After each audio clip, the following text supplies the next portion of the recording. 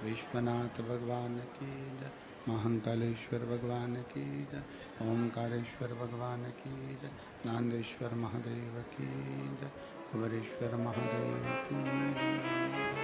हर हर महादेव, हर हर महादेव, हर हर महादेव। भगवान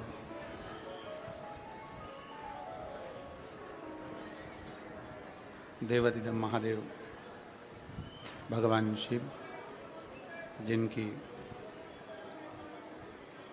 पुनीत पावन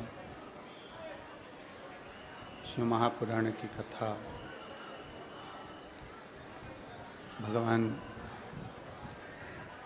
शिव की कृपा से, उनकी करुणा, उनकी उदारता से आप और हमको श्रवण करने का सौभाग्य प्राप्त हुआ है। बड़े भाग्यशाली हैं भगवान देवाधिदेव महादेव के सभी श्रोता शिव भक्त। नांदगांव महाराष्ट्र की ये पवित्र धरा, जहाँ पर आप और हम भगवान ओगड़दानी की कृपा से, उनकी करुणा से, उनकी उदारता से पवित्र पावन 7 दिवसीय शिव महापुराण की कथा का लाभ ले रहे हैं। नांदेश्वर महादेव की ये पवित्र भूमि है, नांदगांव महाराष्ट्र, मराठवाड़ा की ये पवित्र धरा है, जहाँ पितृपक्ष में भगवान शिव की कृपा से, उनकी करुणा से, उनकी उदारता से पवित्र पावन शिव महापुराण की कथा आप और हम श्रवण कर रहे हैं। कथा के मुख्य आयोजक यजमान परिवार आमदार श्री सुहास अन्ना जी कांदे, उनकी धर्मपत्नी सो अंजुमताई सुहास जी कांदे एवं उनकी समस्त मित्र मंडली एवं समस्त श्रोता भाई बहन, एक बार यजमान परिवार के लिए जोरदार ताली बजाकर स्वागत, वंदन, अभिनंदन। जिन्होंने इस पवित्र पावन पवित्र शिव महापुराण की कथा का लाभ लिया और आप और हमको कथा श्रवण करने का सौभाग्य दिया।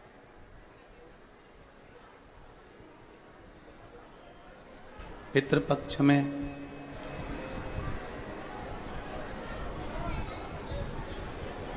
ये पवित्र श्राद्ध पक्ष की जो कथा है, ये केवल आपके और हमारे लिए ही नहीं। आवाज नहीं जा रही है पीछे? ये केवल आपके और हमारे लिए ही नहीं, बल्कि अपने पूर्वजों के लिए, अपने पितरों के लिए और संपूर्ण विश्व के कल्याण के लिए, संपूर्ण जगत के उद्धार के लिए।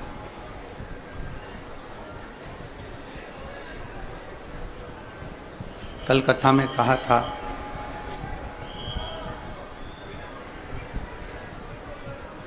कि एक मानव शरीर प्राप्त कर लेना, मनुष्य का शरीर ले लेना मूल नहीं, बल्कि उस मानव शरीर के साथ भगवान शंकर की अविरल भक्ति को प्राप्त कर लेना।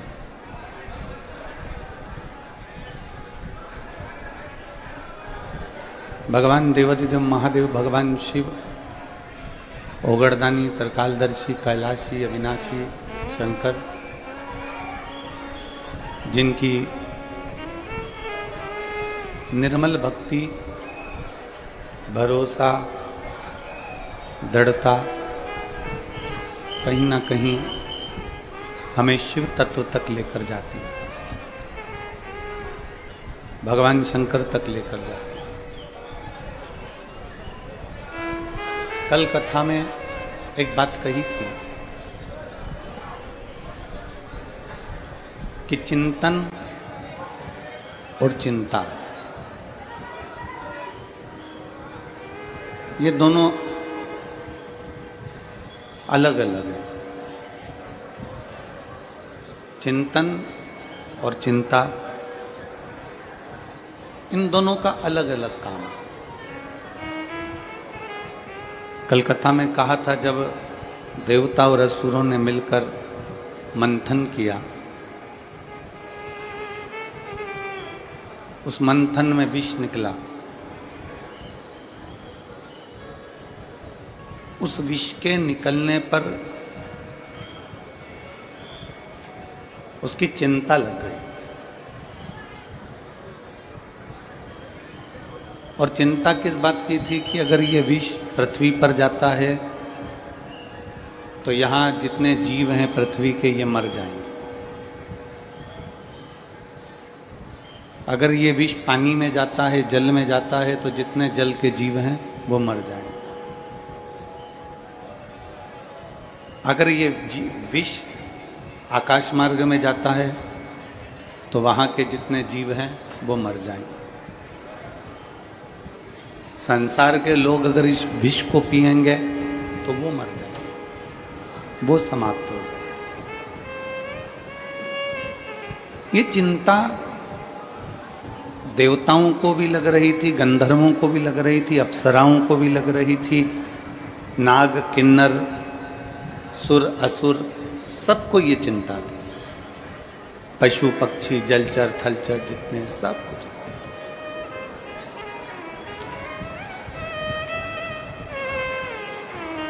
तभी भगवान विष्णु का,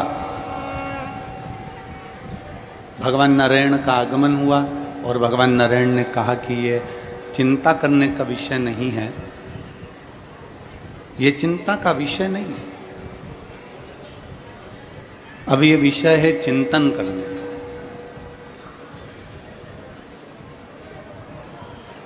अब हम क्या कर सकते हैं? अब ये विष निकल गया है, ये विष प्राप्त हो गया है, ये विष सामने आ गया है, तो इस विष का हम क्या कर सकते हैं? देखिए, जितने शिव भक्त इस कथा को सुन रहे हैं आस्था चैनल के माध्यम से, फेसबुक, यूट्यूब के माध्यम से, और इस नांदगांव की इस पवित्र प्रांगण में, भगवान शिव की इस पवित्र भूमि पर, समय आप लोग जो कथा सुनने के लिए बैठे हो, नांदगांव वालों को ये कथा मिली है, ये मनवाड़ वालों को ये कथा मिली है, इस क्षेत्र वालों को ये कथा मिली है। हो सकता है कि कथा बाद में हो और हो, आसपास के क्षेत्र में हो, पर शिव महापुराण की कथा कहती है कि समय और अवसर, इन दोनों में एक बड़ा अंतर है। समय तुम्हें वापिस मौका दे सकता है, समय पलट कर तुम्हें फिर मौका दे सकता है, पर शिव महापुराण की कथा कहती है अवसर बार बार नहीं मिलता, अवसर केवल एक बार मिलता है, और उसने जिसने प्राप्त कर लिया उसका जीवन सार्थक हो।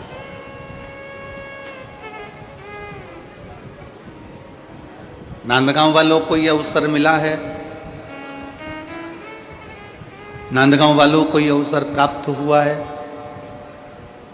माननीय श्री आमदार सुहास जी अण्णा जी को, ताई सो अंजुम ताई जी को मैं बहुत बहुत साधुवाद देता हूँ कि आपने अपनी जिंदगी का एक अनमोल अवसर प्राप्त किया। और जितने श्रोता भाई बहन बैठे हैं, आपने अपने जीवन का ये श्राद्ध पक्ष का सबसे सुंदर अवसर प्राप्त करा। समय फिर मिल सकता है, हो सकता है कि आपको वापिस मौका मिल जाए, वापिस आप कथा श्रवण करने के लिए चले जाओ, वापिस आप कहीं ना कहीं बैठ जाओ, वापिस आप प्राप्त कर लो, पर अवसर नहीं मिलता। कभी कभी कथा हमारे नज़दीक में होती है पर हम जा नहीं पाते। उसका कारण कोई परिवार में काम आ गया, कोई कार्य फंस गया, कोई रिश्तेदार आ गए, कोई नातेदार आ गए, कोई कुटुंबी आ गए, कोई कबीले वाले आ गए, कोई कुछ। अवसर मिला।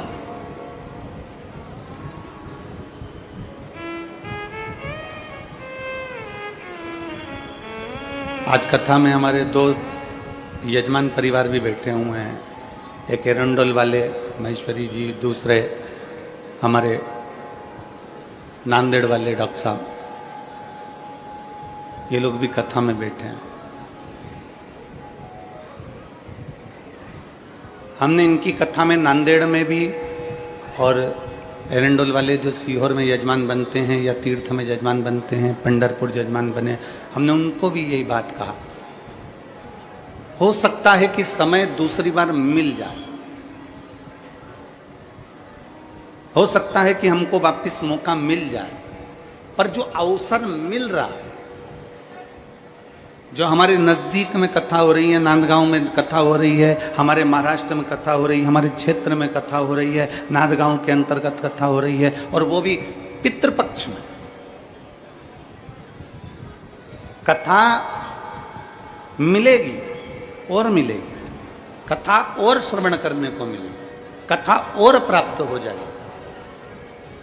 पर पितृपक्ष में अगर कथा मिली है तो ये अवसर क्यों छोड़ें? 1 मिनट के लिए भी अगर हम शिव पुराण में जाएं तो हमारा जीवन सार्थक हो जाए। 1 मिनट के लिए भी हम भगवान शंकर की भक्ति में जाएं तो हमारा जीवन सार्थक हो जाए। एक क्षण के लिए भी हम भगवान की भक्ति में पहुंचे तो हमारा जीवन सार्थक हो जाए। ये अवसर क्यों छोड़ें?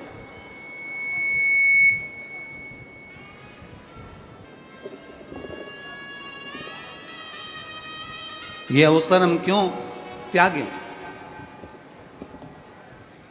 अगर मिला है अवसर तो उस अवसर को त्यागना नहीं है। मिला है अवसर तो उसको छोड़ना नहीं। बड़ी मुश्किल से मिलता है। पितृपक्ष की यह कथा नांदगांव के अंतर्गत महाराष्ट्र की इस पवित्र भूमि पर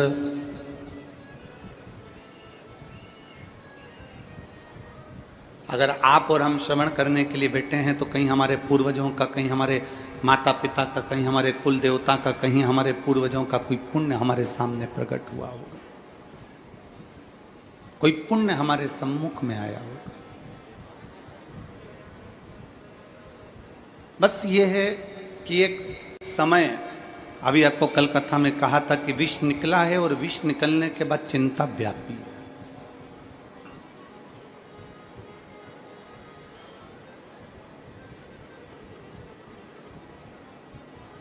कुछ भी नया करोगे, कुछ भी नया प्रकट होगा, कुछ भी नया करने का तुम्हारे मन में भाव उत्पन्न होगा तो थोड़ी ना थोड़ी चिंता व्याप्त है,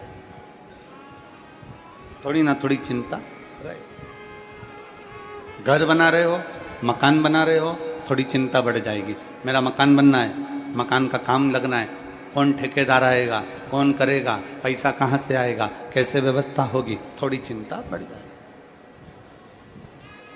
शादी करना है, थोड़ी चिंता बढ़ जाए। व्यापार करना है, थोड़ी चिंता बढ़ जाए। ऐसा नहीं कि चिंता नहीं बढ़ेगी। कोई फैक्ट्री खोलना है, कोई कार्य करना है, बच्चों को स्कूल भेजना है, शादी विवाह करना है, कोई आधिकाधिक कार्य करना है, कोई राजनीतिक समीकरण करना है, तो भी चिंता बढ़ती है। चिंता बढ़ती है। और ये चिंता केवल तुम्हारे को नहीं है, केवल ये चिंता संसार के लोगों को ही नहीं है, ये चिंता केवल मनुष्य को ही नहीं है। शिव महापुराण की कथा अपनी आनंदमय भाव में व्यास जी महाराज वर्णन करते हैं कि ये चिंता देवताओं को भी है। ये चिंता नाग और किन्नर गंधर्व अप्सरा सबको चिंता रहती है।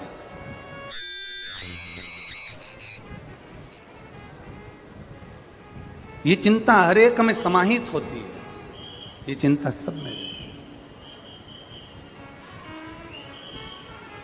ऐसा नहीं कि कोई गंधर्व हो, अप्सरा हो, नृत्य कर रहे हैं सो आनंद है, देव हो, किन्नर हो, असुर हो, राक्षस हो, सब में चिंता व्याप्ति है। एक थोड़ा सा विष सामने प्रकट हुआ और उस विष की चिंता व्याप गई कि ये विष कौन पिएगा, इस विष को कहाँ लेकर जाएंगे, ये विष किसको देंगे, ये जहर किसको देंगे, ये जहर कौन लेगा, चिंता व्यापी। तब भगवान नारायण ने आकर, तुरंत भगवान विष्णु ने आकर उसी समय पर कहा कि ये चिंता मत करो। भगवान नारायण कहते हैं कि अब शंकर का चिंतन करो। और आप सबसे निवेदन है, जब जिंदगी में सामने चिंता खड़ी हो, जब तुम्हें लगे कि मैं बहुत बुरी तरह से कहीं ना कहीं घिर गया हूं, जब तुम्हें लगे कि मेरे सम्मुख में ये चिंता व्याप रही है, मुझे रात की नींद चली गई, मेरी बेचैनी बढ़ गई, मेरा ब्लड प्रेशर, मेरा शुगर, ये सब कहीं ना कहीं किसी न किसी रूप में बढ़ रहा है, घट रहा है, तुम्हें चिंता व्यापने लगी। आजकल तो हम कहते हैं कि शरीर में कितनी चिंता है, आजकल इंद्रियां भी बता देती हैं। तुम्हारा शुगर का लेवल ऊपर नीचे हुआ ना, तो मालूम पड़ जाता है कि तुम चिंता करने वाले हो गए। तुम्हारा बीपी ऊपर नीचे होने लगा, ब्लड प्रेशर, तो समझ में आने लगा कि तुम चिंता करने लगे। आजकल तो हमारी इंद्रियां, हमारे शरीर की एक एक अंग हमारी चिंता का विषय बता देते हैं कि हमें चिंता कितनी है। तुम्हारे शरीर का, तुम्हारे चेहरे का तेज अगर चले गया, तुम्हारे चेहरे की रौनक चली गई, तो बता देगी कि तुम्हारी चिंता कितनी है। तुम्हारा बीपी शुगर ऊपर नीचे हो गया तो बता देगी कि तुम्हारी को चिंता कितनी है। शिव महापुराण की कथा कह रही है, जब विष निकला सबको चिंता थी, कोई पीने को तैयार नहीं था, समुद्र उसको लेने को तैयार नहीं है, जहर कौन पिएगा, जहर कौन धारण करेगा, पृथ्वी उसको लेने को तैयार नहीं, आकाश उसको लेने को तैयार नहीं, पशु पक्षी जलचर थलचर वायुचर जितने हैं ये कोई लेने को तैयार नहीं है, चिंता व्यापी। तब भगवान नारायण ने कहा कि एक काम करो कि शिव को याद करो और शिव का चिंतन करो, चिंता छोड़ दो, चिंतन में लग जा। शंकर का करा गया चिंतन हमारी जीवन को एक आनंदता दे देता। मुसीबत और लहर, मुसीबत और लहर, पानी की, समुद्र की लहर हो, तालाब में लहर हो, नदी की लहर हो, समुद्र की लहर हो, या बीमारी की लहर हो। इसलिए तो कोरोना को बीमारी के साथ में कहा गया था, कोरोना बीमारी की लहर।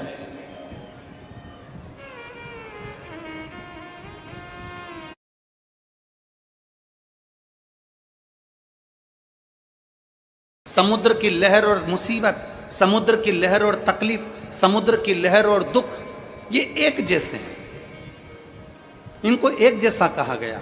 क्यों?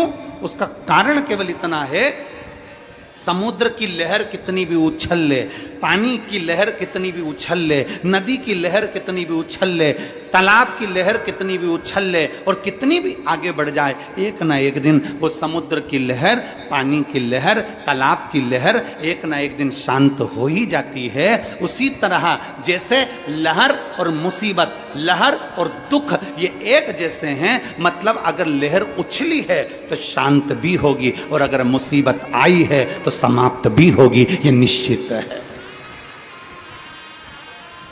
ये निश्चित। समुद्र की लहर अगर उछल रही है, पानी अगर उछल रहा है, लहरें अपनी सीमा को तोड़ दी हैं, बीमारी अपनी सीमा को तोड़ दी है। जैसे कोरोना को कहा गया लहर, कोरोना की बीमारी बढ़ी तो कहा लहर बढ़ गई। आखिर लहर क्यों कहा गया? क्योंकि एक ना एक दिन ये लहर थमेगी जरूर, एक दिन ये लहर शांत होएगी जरूर। उसी तरह समुद्र की लहर हो, पानी की लहर हो, बीमारी की लहर हो, चाहे कोई भी लहर हो, एक ना एक दिन वो लहर शांत होती जरूर है। उसी तरह शास्त्र कहता है मुसीबत कितनी भी बड़ी हो ये लहर की तरह है, दुख कितना भी बड़ा हो ये दुख कितना भी बड़ा हो ये भी लहर की तरह है, तकलीफ कितनी भी बड़ी हो ये भी लहर की तरह है। ये मुसीबत, ये दुख, ये तकलीफ जो लहर की तरह है, ये धीरे न धीरे एक ना एक दिन शांत समाप्त होती जरूर। कोई मुसीबत हमेशा नहीं टिकती है, कोई तकलीफ हमेशा नहीं टिकती है।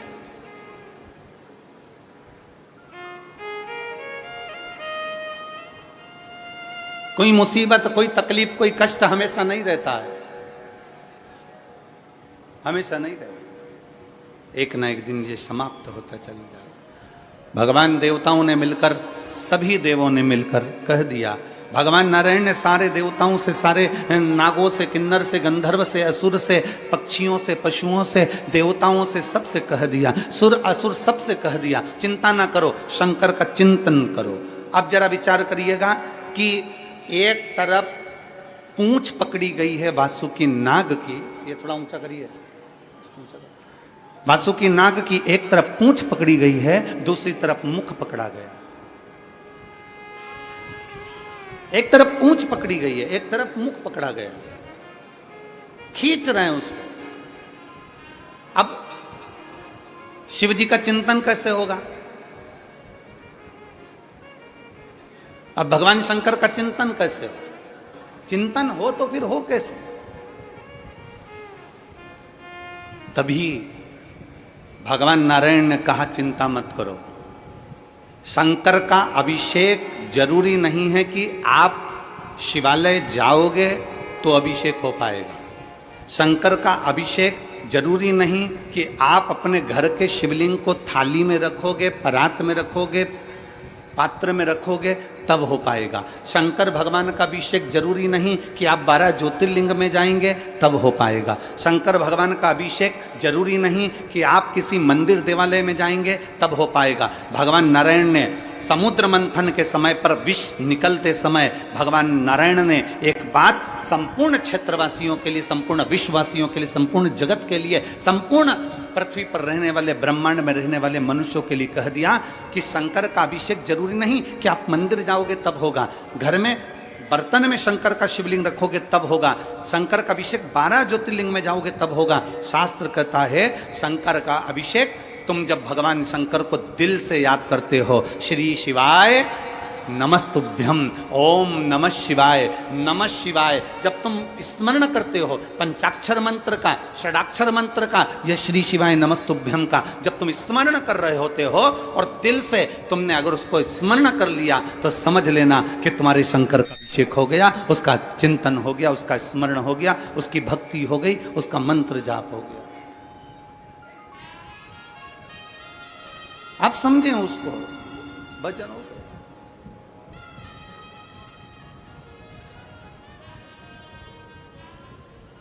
आप में से कितने लोग हैं जो भगवान के मंदिर में प्रसाद लेकर जाते हैं? जल्दी से हाथ उठाओ। अरे उठाओ तो सही, कभी तो ले गए होगे, कोई से तो मंदिर में ले गए होगे, कोई से तो देवता क्या ले गए होगे। ले गए थे ना, हम भी ले गए थे, ठीक है, तुम ले गए थे तो हम भी ले गए थे, हम कोई अलग से तो पैदा हुए नहीं है? तुम ले गए थे तो हम भी ले गए थे। अब आप में से कितने लोग हैं जितना प्रसाद लेकर गए थे उतना की उतना प्रसाद तुमने भगवान को खिला दिया? हम भी लेकर गए थे, हम भी नहीं खिला पाए। अगर तुम में कोई बैठा हो जिसने भगवान को 1 किलो मिठाई पूरी खिला दी, लड्डू पूरा खिला दिया, बर्फी पूरी खिला दी, कोई बैठा है? नहीं, ना हम है ना तुम, जैसे तुम वैसे हम, ठीक है। अब अंदर बैठा भगवान को तुमने भोग लगाया और तुमने वो प्रसाद वहाँ रख दिया, तुमने वो प्रसाद वहाँ दे दिया और भगवान को नमन कर कर कहा बाबा मैं तुम्हारे लिए ये भोग लेकर आई हूँ, आप इसको पा लेना। जब शरीर में बहुत बड़ी बीमारी होती है ना, तो जो लोटा भरकर जल चढ़ाने वाले होते हैं ना, जो भगवान को जल चढ़ाते हैं, वो जल चढ़ाते चढ़ाते शंकर जी को क्या कहते हैं, बाबा बहुत बड़ी बीमारी हो गई, डॉक्टर ने मना कर दिया है। बाबा डॉक्टर कहता है कि ये किडनी नहीं चलेगी, ये लीवर नहीं चलेगा, बाबा मेरा थायराइड बढ़ गया, बाबा मेरी शुगर बढ़ गई, बाबा मेरा ब्लड प्रेशर गड़बड़ हो रहा है, बाबा मेरी आंखों की रोशनी चली गई, बाबा बहुत तकलीफ में हूँ। तब हम जब भगवान शंकर को जल चढ़ाते हैं ना, उस समय बाबा से कहते जाते हैं और बाबा से आखिरी में जल चढ़ाकर फिर कहते हैं बाबा मैंने जो जल समर्पित करा है ना बाबा, इसको अमृत कर दीजिए। मैंने सुना है आपकी जटा में गंगा है और गंगा अमृत का काम करती है। मैंने सुना है आपकी जटा में चंद्र है, चंद्र अमृत का काम करता है। बाबा मैंने सुना है आपके मस्तक पर सूर्य है, सूर्य अमृत का काम करता है। बाबा आपके पूरी शरीर में 33 कोटि देवता विराजमान है। बाबा जब मैं जल चढ़ाऊं ना तो इसको अमृत कर दीजिए और मेरे रोग को आपका जल का आचमन करते से ही मेरे रोग समाप्त कर दीजिए। शिव रोग को समाप्त कर दे।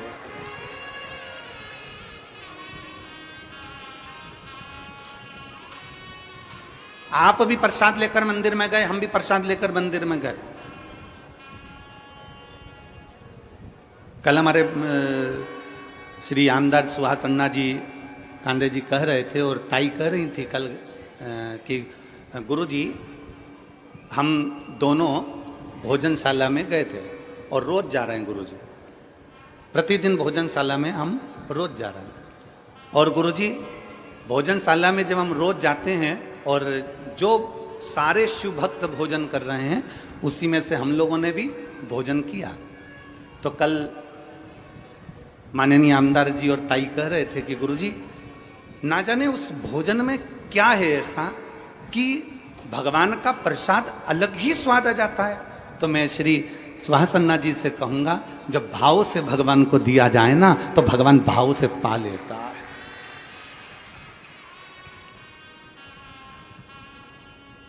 भाव से अगर भगवान को दिया जाए तो भाव से पा लेता है।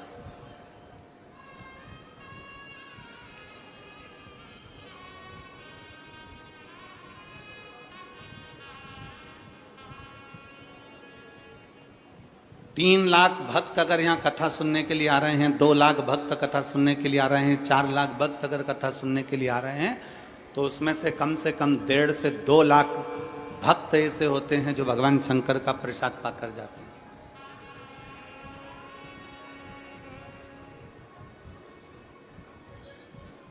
प्रेमवश आपने भी भोग लगाया भगवान को, हमने भी भोग लगाया भगवान को, पर भगवान ने 1 किलो लड्डू नहीं खाए, भगवान ने पेड़ा नहीं खाया, भगवान ने कुछ नहीं खाया, कुछ नहीं।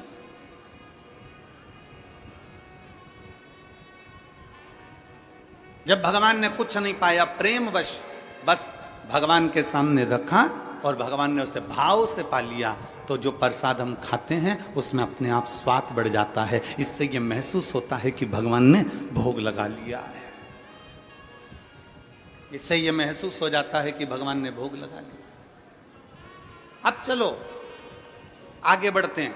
इसी कथा में आप में से सब ने भगवान को भोग लगाया, हमने भी भगवान को भोग लगाया। भगवान ने अंदर भोग लगा हुआ प्रसाद पंडित जी ने हमको वापस दे दिया, हम अपना डब्बा लेकर वापस चल दिए। अब हमारा सनातन धर्म क्या कहता है? अब हमारा सनातन धर्म क्या वर्णन करता है कि मंदिर से जब प्रसाद का डब्बा लेकर निकलो तो उसमें से थोड़ा थोड़ा प्रसाद सबको बांटो। बोलो, बोलता है कि नहीं बोलता? हमारा सनातन धर्म कहता है कि मंदिर में से प्रसाद लेकर निकलो तो उस प्रसाद में से वितरण कर दो।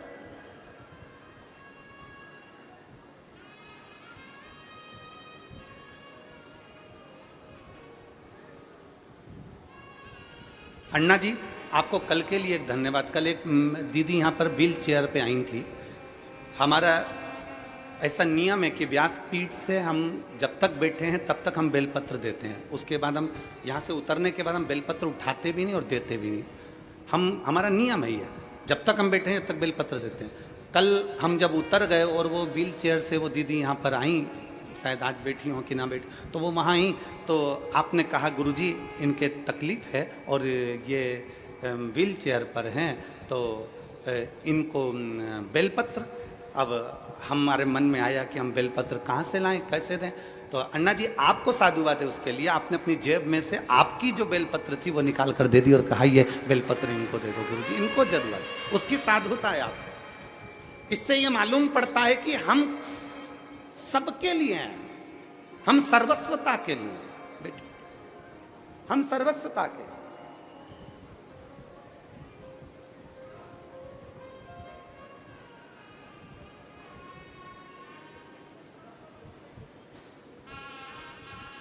एक समर्पण का भाव किसको कहते हैं? हमारा सनातन धर्म कहता है आपके हाथ में मिठाई का डब्बा है ना, लड्डू का डब्बा है, मंदिर में भोग लगाया हुआ डब्बा आप लेकर चलते हो, उस डब्बे को बाहर लाकर वितरण क्यों किया जाता है, प्रसाद क्यों दिया जाता है? हमारे बद्रीनाथ से होकर आए तो प्रसाद दे दिया, वैष्णो देवी से होकर आए प्रसाद दे दिया, पंडरीनाथ से होकर आए प्रसाद दे दिया, हम शिरडी से होकर आए प्रसाद दे दिया, हम जगन्नाथ से होकर आए प्रसाद दे दिया, हम त्र्यंबक से होकर आए, हमने हमारे मोहल्ले में हमारे रिश्तेदारों को प्रसाद दे। ये नियम सनातन धर्म ने क्यों बनाया, उसका कारण क्या है?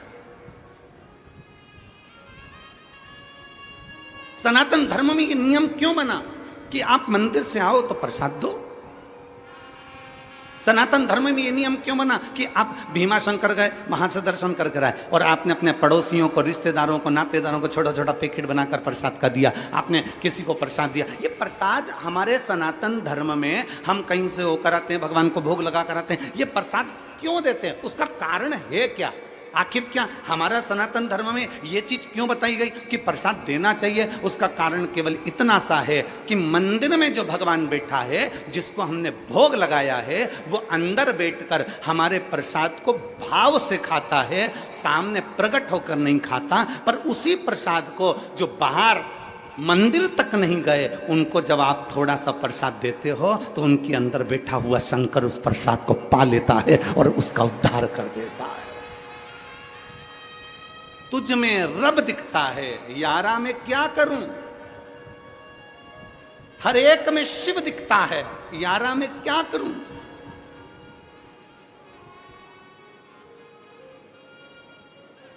हर एक में शिव है। मंदिर से बाहर निकले, प्रसाद बांटना प्रारंभ करा, प्रसाद बांटना प्रारंभ करा तो ना जाने किस वेश में नारायण मिल जाए, इतने को प्रसाद दिया है, 25 लोगों ने प्रसाद लिया, 50 लोगों ने प्रसाद लिया, ना जाने कौन व्यक्ति के साथ था, किस भाव से उसने प्रसाद को ग्रहण करा, ना जाने कौन था जो शंकर का रूप रखकर आया प्रसाद लेकर चले गया, ना जाने कौन था जो शिव तत्व के रूप में आया और प्रसाद लेकर चले गया।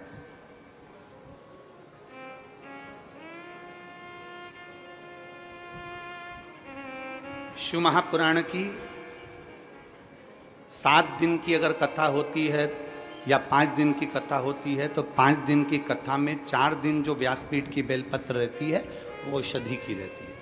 7 दिन की जो कथा होती है उसमें 6 दिन की बेलपत्र औषधि की रहती है। शुगर हो, बीपी हो, थायराइड हो, पैर, कमर, घुटना, आँख, सिर, ब्रेन, कोई ट्यूमर, कोई कुछ जो तकलीफें रहती हैं, 6 दिन की जो बेलपत्र है वो औषधि का काम कर जाती है।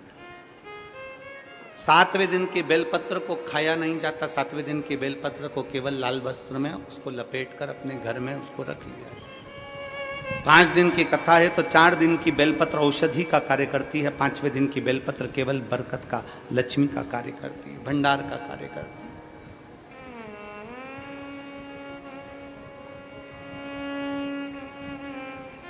शिव महापुराण की बेलपत्र का बड़ा महत्व है। आप लोग कभी अगर शिव पुराण का अगर तुम्हारे घर में अगर शिव पुराण हो तो उसको पढ़ेंगे तो उसमें बेलपत्र का महत्व आएगा। बेलपत्र का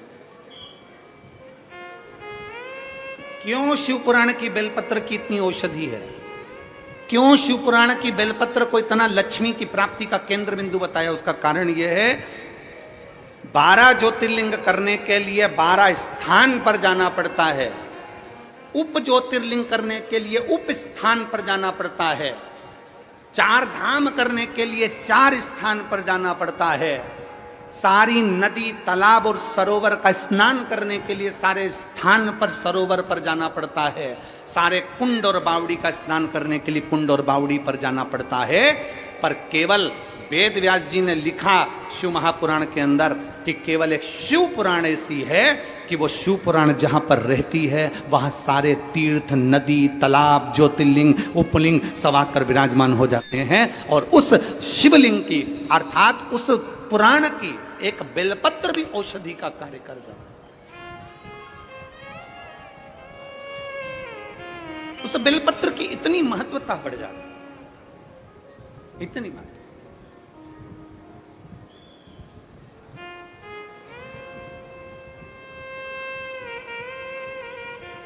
आज पूरे महाराष्ट्र का गौरव का विषय है।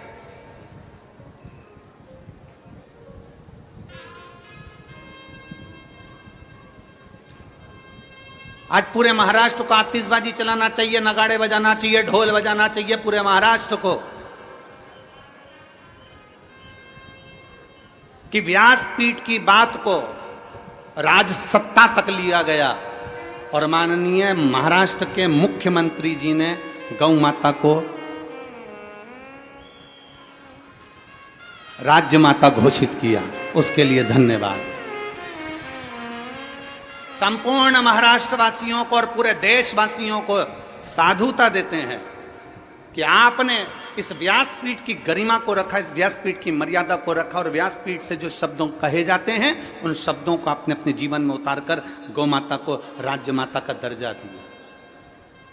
साधुता है, बहुत बहुत साधुता है। माननीय मुख्यमंत्री शिंदे जी को बहुत बहुत साधुता है।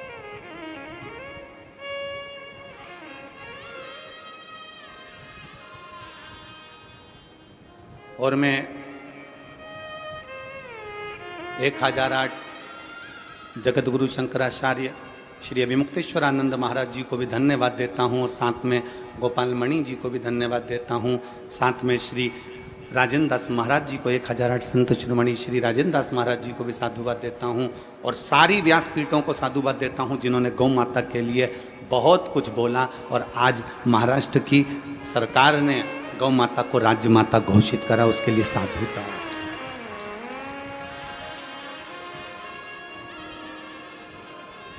और सारे संतों से निवेदन है, ये चिंगारी को बुझने मत देना, इस चिंगारी को बुझने मत देना। जो महाराष्ट्र में चिंगारी लगी है कि गौ माता को राज्य माता करा गया है, वो चिंगारी बुझने मत देना। वो अग्नि का काम करेगी और एक दिन गौ माता राष्ट्र माता बनकर रहेगी, ये निश्चितता है। चिंगारी बुझने ना दीजिए। सनातन धर्म में प्रसाद देने का क्या महत्व है, ये हमारी शिव पुराण बताती। और एक और चीज समझ लीजिए, सनातन धर्म में प्रसाद देने का महत्व बताया तो सनातन धर्म में एक चीज और बताई कि प्रसाद कहां बांटना, कैसे बांटना, कब बांटना,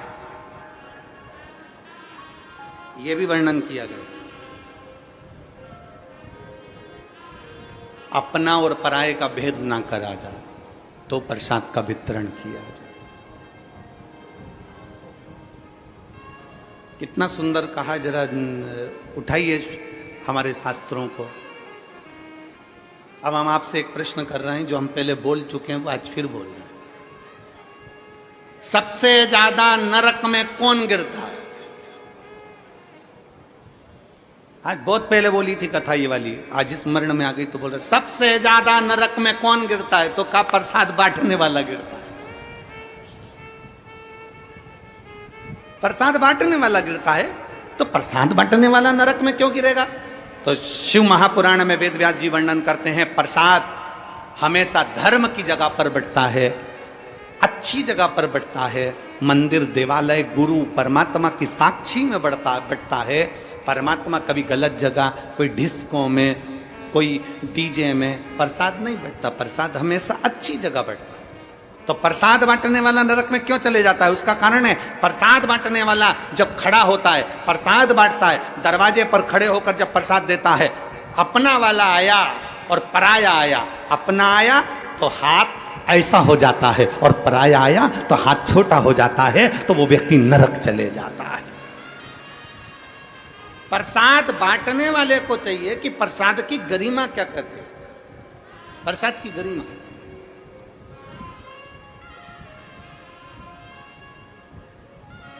कल हमने जो देखा यहाँ पर आमदार जी, बहुत अच्छा लगा, उसके लिए सुहास अन्ना जी, उसके लिए हम साधुता। क्यों आपने उन 3 बेलपत्र के 3 पत्ते में से भी हम बोले भी इनको कि आपको 3 पत्ते की बेलपत्र, अगर इनको 1 पत्ता देना हो तो 2 आप रख लीजिए। तो कहने गुरुजी आप, उनका स्वास्थ्य खराब है, आप पूरा दे दो, पूरा दे दीजिए आप।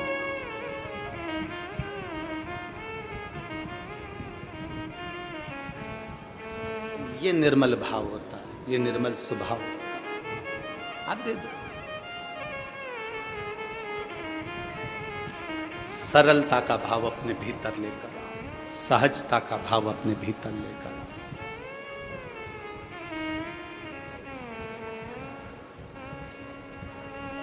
जब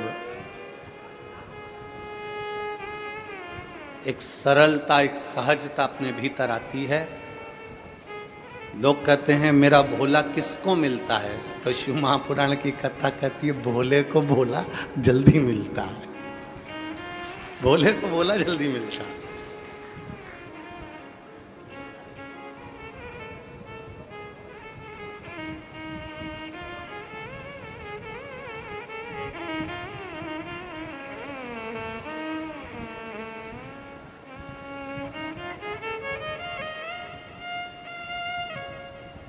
भगवान शिव की कथा कर रही है, चिंतन कर, चिंतन करो, चिंतन। असुर सांप को पकड़े हुए हैं, देवता सर्प को पकड़े हुए हैं, और वो कह रहे हैं कि हम शंकर का चिंतन कैसे करें। कौन कहता है कि अपना घर छोड़ोगे तो चिंतन होगा, कौन कहता है अपनी दुकान छोड़ोगे तो भगवान का चिंतन होता है, कौन कहता है कि आप अपना काम कारोबार छोड़ दो और बाबा बन जाओ तो भगवान का चिंतन होता है। शिव महापुराण कभी नहीं कहती कि भगवान का चिंतन घर छोड़कर होता है। सारे ऋषि घर छोड़े होंगे, संत घर छोड़े होंगे, पर मेरा भोलेनाथ अपना घर कभी नहीं छोड़ा। वो कैलाश पे रहता था, अपने पत्नी, बच्चे, परिवार सब के साथ रहता था। मेरा भोलेनाथ, उनके बच्चे गणेश जी, कार्तिकेय, उनके गणेश जी के धर्म पत्नी 2 रिद्धि सिद्धि, उनके बच्चे शुभ लाभ, फिर उनके बच्चे अमोद प्रमोद। भगवान अपने पोते पर पोते तक के साथ में रहते थे। भगवान शंकर अपनी धर्म पत्नी माता पार्वती के साथ रहते, भगवान शंकर अपने गणों के साथ रहते, भगवान शंकर अपने सर्व परिवार के साथ। भगवान शंकर अपना परिवार छोड़कर कहीं नहीं जाते। सारे देवताओं को परिवार के साथ कहीं पर प्रतिष्ठित नहीं किया जाता, पर शंकर के जितने मंदिर हैं, शिवालय जितने हैं, सारे शिवालय में शंकर का पूरा परिवार बैठता है। गणेश जी बैठेंगे, कार्तिकेय बैठेगा, नंदी बैठेगा, पार्वती जी बैठेगी, शंकर जी बैठेंगे, नाग बैठेगा, सर्प बैठेगा, सब बैठेंगे, त्रिशूल रखेगा, डमरू रखेगा, सब कुछ शंकर जी के मंदिर में होगा। शंकर अपने परिवार को छोड़कर नहीं बैठते, शंकर कभी अकेला भी नहीं रहता, शंकर पूरे परिवार के साथ रहता है। शंकर कभी नहीं कहते कि तुम अपनी दुकान छोड़ दो, शंकर कभी नहीं कहते कि तुम तुम्हारी खेती छोड़ दो, शंकर कभी नहीं कहते कि तुम्हारी जमीन जायदाद छोड़ दो। शंकर भगवान कहते हैं कि जैसे असुर और देवता सब सांप पकड़कर मंथन कर रहे हैं समुद्र का, और भगवान नारायण कर रहे हैं कि शिव का चिंतन करो, तो इन्होंने पूछा कि हम सांप छोड़कर शिव का चिंतन करें, हम काम छोड़कर शिव का चिंतन करें, हम शिव का चिंतन करें कैसे? तब भगवान नारायण ने कहा नहीं, काम करते रहो और शिव का नाम जपते रहो, चिंतन हो जाए।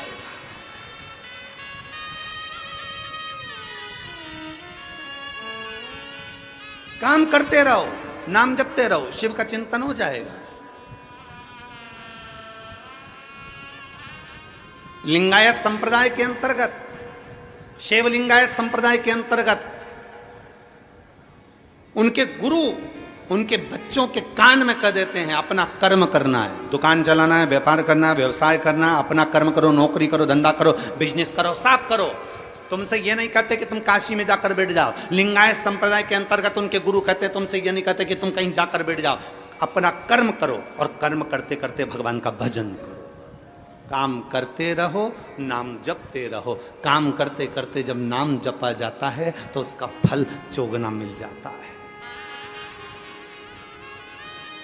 घर छोड़कर तप करने वाले को जो फल मिलता है, घर छोड़कर संन्यास धारण करने वाले को जो फल मिलता है, घर छोड़कर अपना परिवार छोड़कर वन में बैठकर तप करने वाले को जो फल मिलता है, उससे चौगुना फल घर में रहकर भगवान का नाम जपने वाले को प्राप्त हो जाता है। हमने कभी तुमसे ये नहीं कहा कि तुम्हारा घर छोड़ो। हम तो एक काम करते हैं, अपने घर से एक लोटा जल भरो, शंकर जी का जो मंदिर पास में है वहां पहुंच जाओ। जो शंकर का मंदिर, जो शिवालय तुम्हारे घर के पास में है, तुम वहां जाओ और एक लोटा जल समर्पित करो। तुम्हारे घर के पास का जो शिवालय है, तुम्हारे घर के पास का जो शंकर का मंदिर है, वो मंदिर नहीं, सारे 12 ज्योतिर्लिंग का केंद्र बिंदु है। वहां जाकर जल समर्पित करो। सारी समस्या का हल। आप वहां जाइए, आप शंकर को एक लोटा जल समर्पित करिए।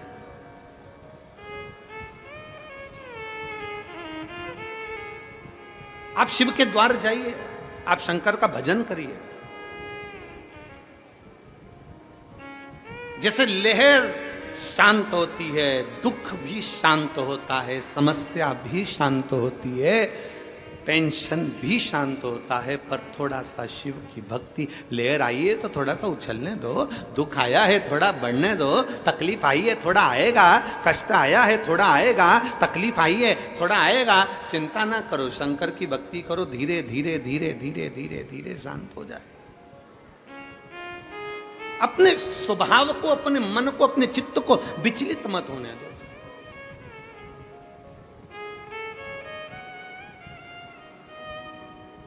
कल एक माता ने प्रश्न कर कर भेजा था, गुरुजी हम हमारे पूर्वजों के लिए हम बाहर चले गए थे तो हमने हमारे पितरों के लिए भोजन नहीं करा पाए। हमारी सास की तिथि थी दूज की, हम बाहर चले गए तो हमने भोजन नहीं कराया। फिर उसने पत्र में लिखा, कोई होगी माँ, उसने पत्र में लिखा कि हमारे पति तर्पण भी करते थे तो हम वो तर्पण भी नहीं कर पाए।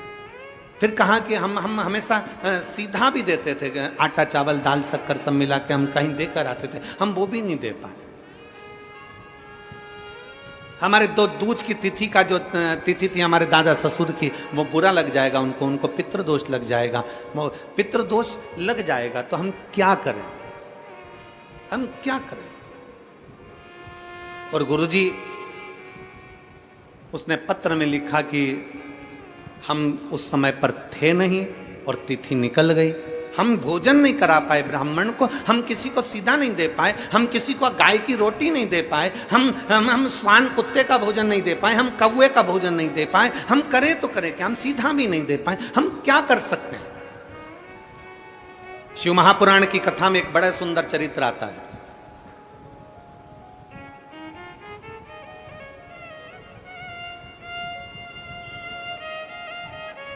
जब भगवान देवाधिदेव महादेव विराजमान थे, पितृलोक से पितरों के स्वामी आर्यमा, पितरों के स्वामी आर्यमा लेकर आए थे कौवे पर बिठाकर और पृथ्वी पर उनको छोड़ा गया। कितने दिन के लिए? जम के बोलो, 16 दिन के लिए। बहुत ध्यान से सुनना कथा को। 16 दिन के लिए पृथ्वी पर पितरों को आर्यमा स्वामी ने, पितरों के जो स्वामी थे आर्यमा, कौवे पर बिठा कर लाए और उनको सारे पितरलोक के जितने जीव थे सबको पृथ्वी पर छोड़ दिया। पितरलोक पूरा खाली, पितरलोक पूरा खाली, पूरा खाली। सारे पितर पृथ्वी पर आ गए, सारे पितर। अब पितर पृथ्वी पर आए, आर्यमा स्वामी पितरों के देवता, कौवे पर लेकर आए, नीचे छोड़ दिया पृथ्वी लोक पर, मृत्यु लोक पर। ये पृथ्वी लोक किसका? बैकुंठ भगवान विष्णु का है, ब्रह्मलोक ब्रह्मा जी का है, इंद्रलोक इंद्र का है, गरुण लोक गरुण का है, वरुण लोक वरुण का है, सर्पलोक सर्पों का, पताल आदि सब सबका। ये पृथ्वी किसकी है? जम के बोलो, ये मृत्यु लोक का स्वामी कौन है? देव अधिदेव महादेव। मृत्यु लोक का स्वामी कौन? भगवान शंकर, भगवान शिव। जब आर्यमा स्वामी पितरों को लेकर आए, पृथ्वी पर लाकर छोड़ा, भगवान शंकर के सामने जाकर आर्यमा स्वामी ने कहा, बाबा भोलेनाथ, शंभु त्रिकालदर्शी कैलाशी अविनाशी है शिव, कृपा करिए। शंकर भगवान ने पूछा, क्या बात है आर्यमा? आर्यमा क्या हुआ? आर्यमा स्वामी ने कहा, बाबा भोलेनाथ, 16 दिन पितरों के पूर्ण हो जाएंगे, अमावस्या के दिन पितर अपने अपने पितृलोक में चले जाएंगे, सारे पितृ पितृलोक में पहुंच जाएंगे, सारे पितृ।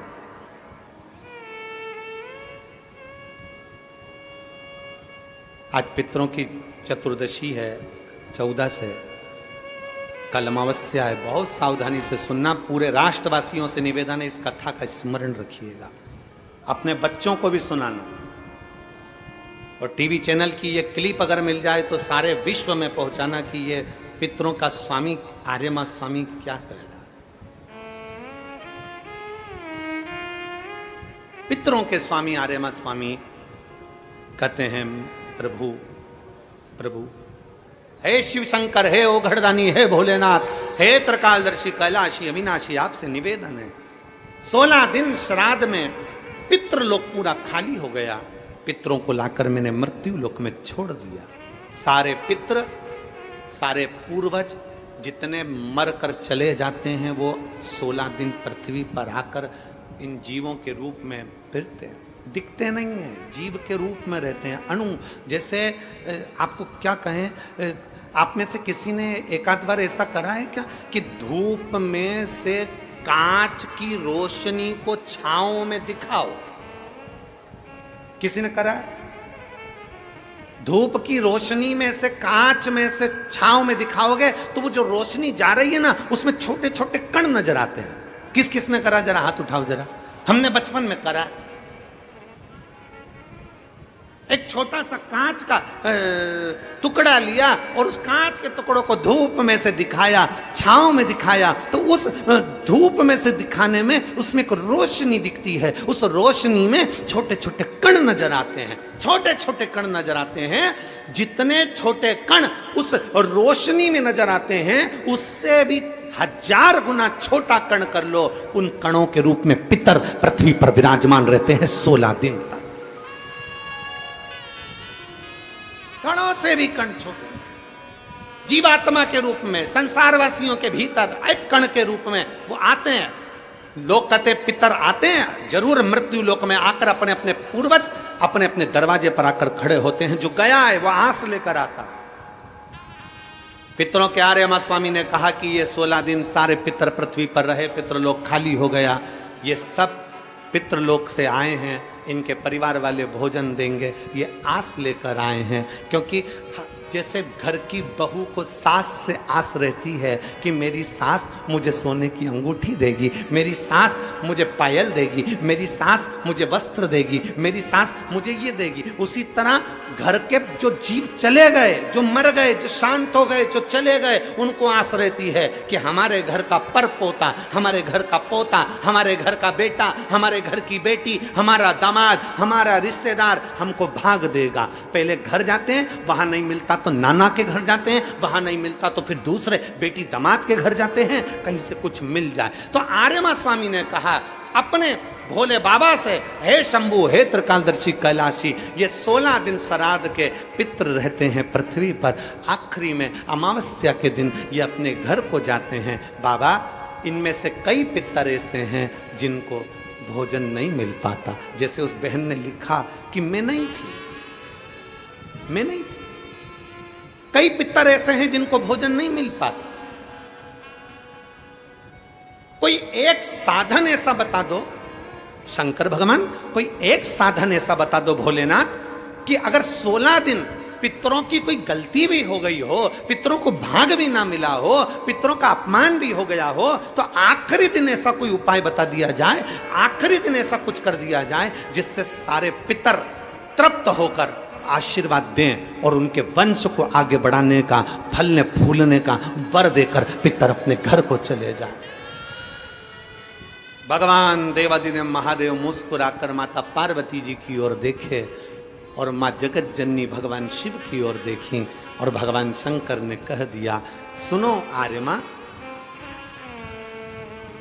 जितने पित्र आप पितृलोक में वापिस लेकर जाओगे, अगर वो पितरों का नियम है 16 दिन श्राद्ध में खाते हैं, भोजन करते हैं, अपने अपने धूप में आप लोग घी शक्कर छोड़ते हो, कंडे के ऊपर, गोबरी के ऊपर, ये धूप में आप दे देते हो, गाय के रूप में, कुत्ता के रूप में, पक्षी के रूप में दे देते हो। तो भगवान शंकर ने कहा, सारे पितर 16 दिन भोजन करते हैं, अमावस्या के दिन इन पितरों को आप नदी, तालाब, बावड़ी, कुआं, सरोवर, जो पानी का स्थान हो, कोई नदी हो, कोई तालाब हो, कोई बावड़ी हो, कोई कुआं हो, कोई सरोवर हो, ये सारे पितर वहां पानी पीने के लिए आते हैं। जल पीने के लिए पितर पहुंचेंगे। अपने गांव में जो नदी है, तालाब है, बावड़ी है, कुआं है, हैंडपंप है, हाथसी है, जो है उसके पास में ये जल पीने के लिए पहुंचेंगे।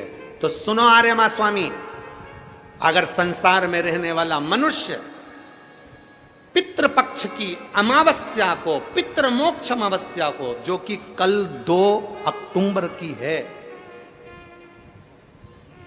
पितृपक्ष की अमावस्या, पितृमोक्ष अमावस्या जो कि कल 2 अक्टूबर की है, अगर पितृपक्ष अमावस्या के दिन प्रदोष के समय पर, प्रदोष का समय जानते हो ना, सूर्यास्त के समय जब होता है प्रदोष का समय, अगर घर का व्यक्ति एक घी का दीप लेकर उस जलाशय, नदी, तालाब, बावड़ी, कुआं, हैंडपंप जो उसके पास में हो, जो जलाशय पास में हो, वहां पहुंचकर प्रदोष काल में दक्षिण की ओर दिया जो लगेगा उसमें बत्ती लंबी लगेगी, गोल बत्ती नहीं। कौन सी बत्ती? लंबी बत्ती। लंबी बत्ती जानते हो सब लोग? कपास की जो बाती होती है वो लंबी वाली, गोल बाती नहीं, फूल बाती नहीं, लंबी बाती। कपास की बाती को लंबा कर कर वो बाती घी के दिए में रखकर, बाती का मुख दक्षिण का कर कर अगर दीप प्रज्वलित किया जाता है तो वो घर के पितर कभी बद्दुआ नहीं देते, उन पितर आशीर्वाद देकर ही जाते हैं।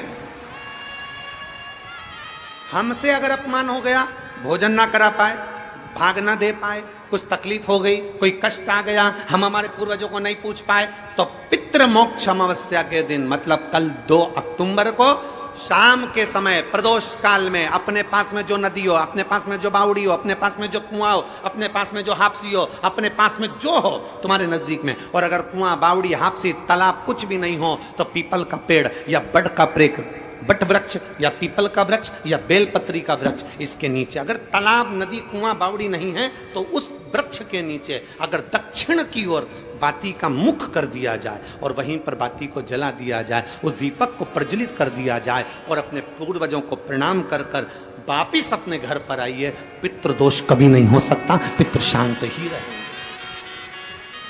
पितृ शांत ही रहे। भगवान शिव कहते हैं, सुनो आर्यमा स्वामी, ये प्रदोष काल का समय मेरा, और शंकर भगवान कहते हैं ये मेरा और पार्वती के भ्रमण का समय है। प्रदोष काल का समय 33 कोटि देवता, भगवान इंद्र अपनी इंद्राणी के साथ रोज घूमने नहीं जाते, नारायण भगवान अपनी लक्ष्मी के साथ रोज घूमने नहीं जाते, 33 कोटि देवता अपनी अपनी धर्म पत्नी के साथ रोज घूमने नहीं जाते, पर केवल एक देवादिदेव महादेव ऐसे हैं जो अपनी धर्म पत्नी के साथ नंदी पर बैठकर प्रत्येक दिन, प्रतिदिन प्रदोष काल में शाम के समय मेरे शंकर पार्वती भ्रमण पर जाते हैं। भ्रमण। आर्यमा स्वामी, प्रदोष काल में मैं और पार्वती दोनों नंदी पर बैठकर जाएंगे, नंदी पर बैठकर जाएंगे, और जिस सरोवर, जिस तालाब, जिस बावड़ी, जिस कुआं, जिस स्थान पर लोग दीप दान कर रहे होंगे वहां के सारे पूर्वजों को, पितरों को हम स्वयं अपने नंदी पर बिठाकर पितृलोक छोड़कर आएंगे। ये शिव तत्व है, ये शिव तत्व है। और खाली ना जाता कोई दर से तुम्हारे, खाली ना जाता कोई दर से तुम्हारे, मैं भी खड़ी हूँ नंदी बाएं पसारे, अपने हृदय से लगा लो, गिरा जा रहा हूँ, उठा लो, भोले अपने दर से अब तो ना टालो, गिरी जा रही हूँ, उठा लो। पितृपक्ष की अमावस्या मतलब 2 अक्टूबर, भगवान देवाधिदेव महादेव खूब आनंदमय भावों से अपने पितरों के निमित्त जलाशय, नदी, तालाब, बावड़ी, कुआं जो तुम्हारे पास में हो वहां जाकर घाट पर दीप दक्षिण की बाती लगाकर उसको प्रज्वलित अवश्य करें, अवश्य।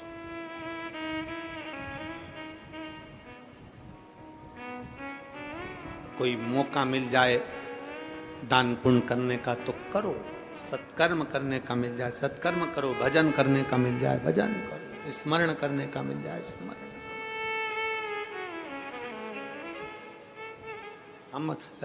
हम फिर वापिस अंजुम ताई जी को और आमदार सुहासन्ना जी को बहुत बहुत साधुवाद देते हैं। ताई, इतने सारे भक्तों को, शिव भक्तों को भोजन कराने के लिए लोग आमंत्रित करते हैं, पर श्राद्ध पक्ष में आपके इतने शिव भक्त नांदगांव के जो इस सामने बनी भोजनशाला में भोजन कर रहे हैं ताई, उसके लिए आपको साधुता देते हैं। बहुत बहुत साधुता। इतना शिव भक्त,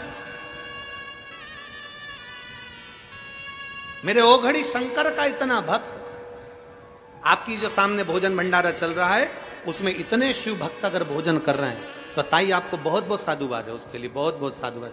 अन्ना जी आपको बहुत साधुवाद। कितना लोग तड़पते हैं कि हमारे घर लोग आए और श्राद्ध पक्ष में मुख झूठा करें। इतने नांदगांव के इतने शिव भक्त आपकी उस भोजनशाला में मुख झूठा कर रहे हैं, उसके लिए साधुता है आपको। श्री शिवाय नमस्ते। साधुता है, बहुत बहुत साधुता। कितना कितना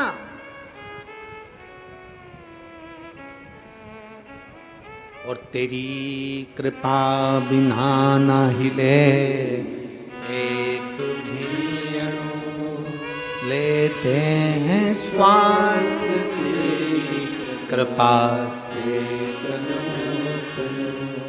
बखान क्या करूं मैं राखों के ढेर का, चपटी भभूत खजाना कुबेर का।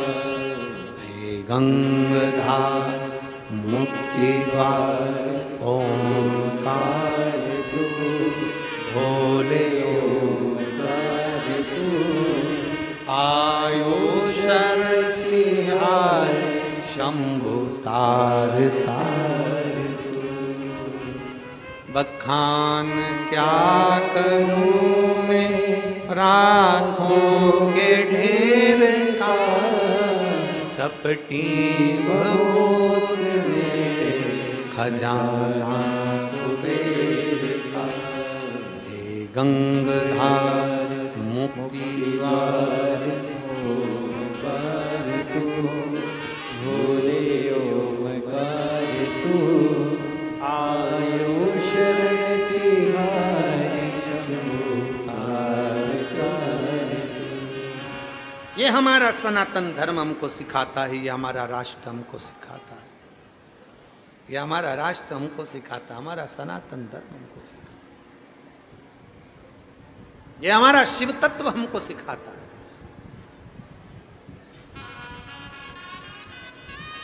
कल उस माता ने एक प्रश्न और लिखा था, गुरुजी श्राद्ध में कौवे को भोजन क्यों दिया जाता है?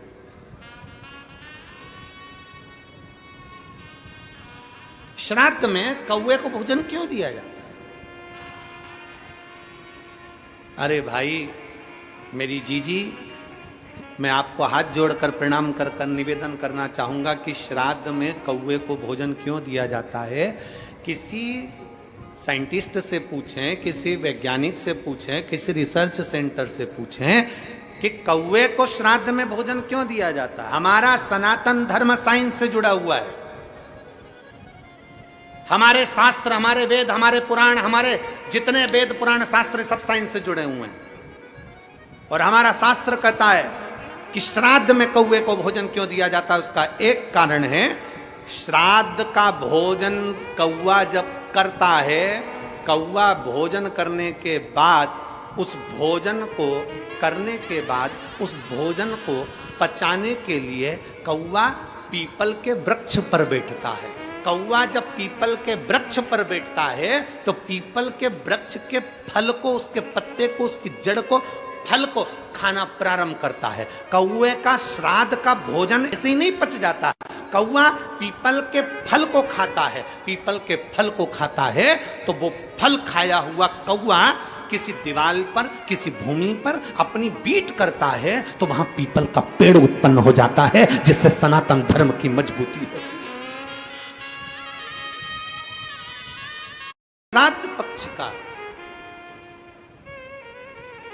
श्राद्ध पक्ष का वो भोजन कौवा पचा नहीं पाता। पीपल का फल खाता है, भोजन पचाता है। कितना विचित्र है हमारा सनातन धर्म। जरा देखिए कि एक पक्षी भी एक वृक्ष को लगाने की दम रखता है, तो आप और हमारा भी फर्ज बनता है कि कम से कम अपने पूर्वजों के नाम से एक वृक्ष जरूर लगाना चाहिए। एक वृक्ष जरूर लगाना चाहिए। ये सनातन धर्म की मजबूताई, सनातन धर्म की।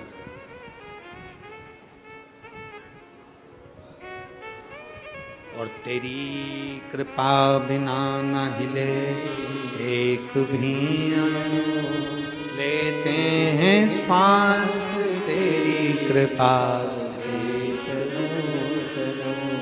बखान क्या करूं राखों के ढेर का, चपटी बबूत में खजाना कुबेरा। हे गंगधार मुक्ति द्वार ओंकार तू, भोले ओंकार तू, आयो शरण तिहार शंभुतार। चारों तरफ प्रकाश करने की सामर्थ्यता सनातन धर्म की है। सनातन धर्म। और बहुत ध्यान से, बहुत सावधानी से स्मरण रखिएगा,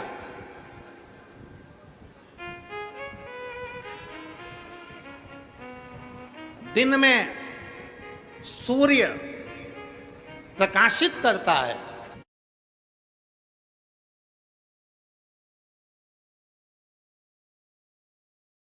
दिन में सूर्य प्रकाशित करता है, रात्रि में चंद्र प्रकाशित करता है। दिन में सूर्य प्रकाशित करता है, रात को चंद्रमा प्रकाशित करता है, रात को चंद्र प्रकाश करता है। और तीनों लोक में सनातन धर्म प्रकाश करता है। ये हमारा सनातन, ये हमारा सनातन धर्म है। दिन में सूर्य प्रकाश करता है, रात में चंद्र प्रकाश करता है, और तीनों लोक में सनातन धर्म प्रकाश करता है। ये हमारे सनातन धर्म की मजबूताई है। उसका प्रकाश भूमंडल पर सदा आनंद देने वाला है। आनंद। सारी समस्या का हल, जम के बोलो जरा, सारी समस्या का हल एक लोटा जल। एक लोटा जल प्रतिदिन चढ़ाइए, प्रतिदिन शिवालय जाइए, प्रतिदिन शंकर के द्वार जाइए, प्रतिदिन शंकर का स्मरण करिए, फिर कथा करिए। चिंता और चिंतन में अंतर है, बहुत अंतर है। वही चिंता चिंतन की कथा चल रही है, वही समुद्र मंथन की कथा चल रही है, वही समुद्र मंथन की कथा।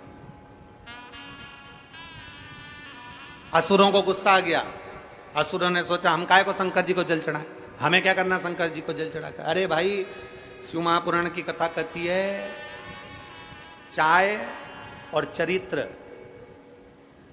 जिस पर गिरते हैं, जिस पल गिरते हैं, दाग जाता ही नहीं है। चाय का भी दाग नहीं जाता, चरित्र का भी दाग नहीं जाता, इसलिए सावधान, बहुत सावधान। मेरे भारत की बेटियों से निवेदन है, संपूर्ण विश्व की बेटियों से निवेदन है, परसों से नवरात्रे चालू हो रहे हैं।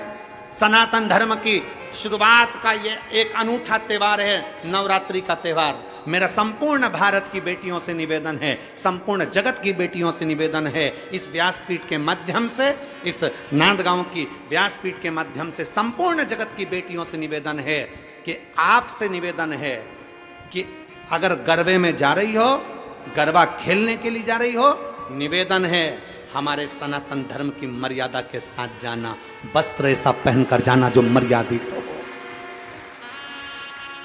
वस्त्र ऐसा पहनकर जाना जो मर्यादित हो। हमारी मर्यादाओं को गिराने वाले वस्त्र पहनकर ना जाइएगा, मेरा बेटियों से निवेदन है।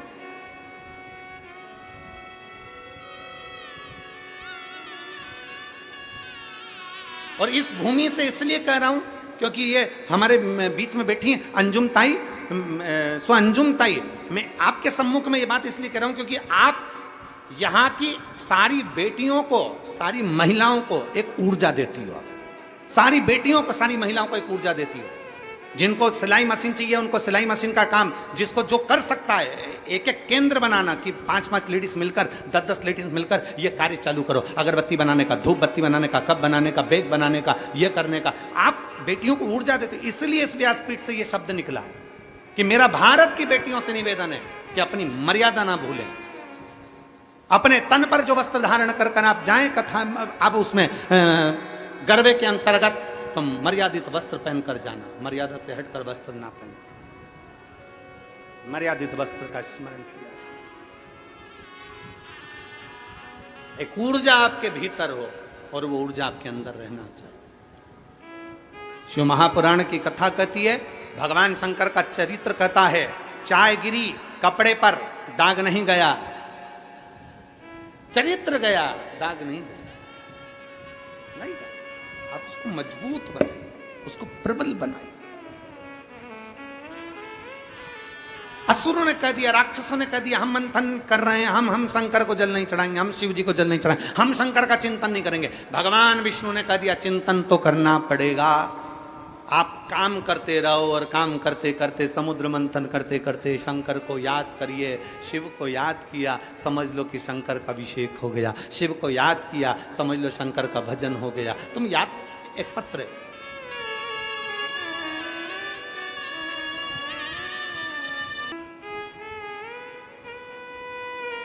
मेरे पति ने मुझसे कहा, तब कृष्णा बाला साहेब देशमुख कर रहे हैं कि मेरी पत्नी ने मुझसे कहा कि मुझे कथा लेकर चल चलो, बस एक दिन की सुनवा दो पर ले चलो। गुरुदेव, हम एक दिन की कथा सुनने के लिए मालेगांव आ गए और मालेगांव में एक दिन की कथा सुनी और कथा सुनने के बाद मेरे पति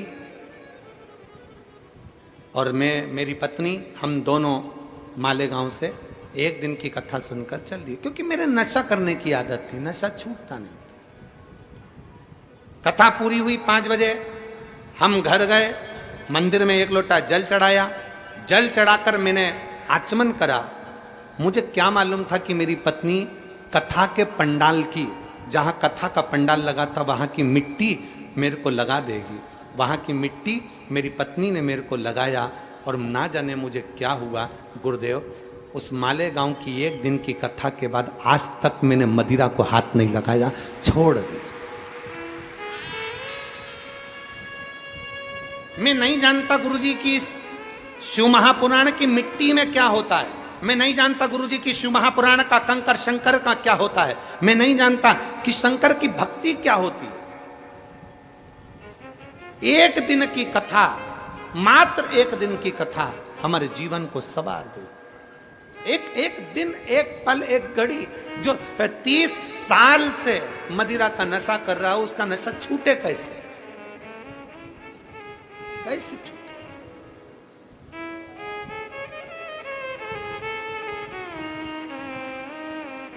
आए क्या? आ जाओ।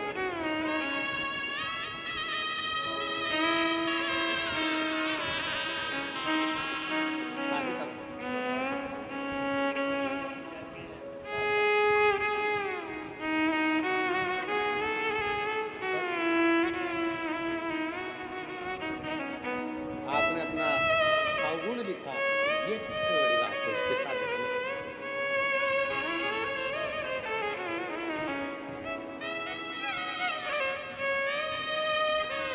एक शिव भक्ति। दुनिया के लोग कहें कि कथा में क्या मिलता है, आपसे निवेदन है, कल तो मासिक शिवरात्रि थी, आज हमारे शिव महापुराण की शिवरात्रि है। आपको मालूम होगा शिव पुराण में छठे दिन शिवरात्रि रहती है। शिव पुराण की शिवरात्रि क्यों रहती है? क्योंकि आज के दिन रात में लोग पूरी रात संकीर्तन करते हैं। और मैं भाऊ आपको धन्यवाद दूंगा, अन्ना जी आपको साधुवाद दूंगा कि आपको क्या मालूम, कहाँ से मालूम पड़ जाता है कि छठे दिन की रात्रि शिवरात्रि रहती है और आपने आज रात्रि को भजन का आयोजन भी रखा है, तो उसके लिए साधुवाद है। क्योंकि आज की रात्रि हमारे यहाँ कथा में शिवरात्रि मनाई जाती है। आज के दिन रात भर शिव भक्त आते हैं। आसपास के क्षेत्र में जितने शिव भक्त होंगे वो पूरी रात आएंगे, भजन करेंगे रात भर पंडाल में। रात भर भजन कर कर सुबह 8 बजे की कथा सुनेंगे, 11 बजे लोग अपने घर को चले जाएंगे। 7वें दिन की कथा पूरी सुनेंगे। और भाग्यशाली हैं आप सब जो बाबा की कृपा से आज भजन कीर्तन का भी आयोजन इन्होंने रखा, जिससे सभी लोग उस भजन का आनंद ले सकें। मौका मिले आप भक्ति करिए, मौका मिले। महाराज शिव तत्व कहता है, भगवान शंकर का चरित्र कहता है।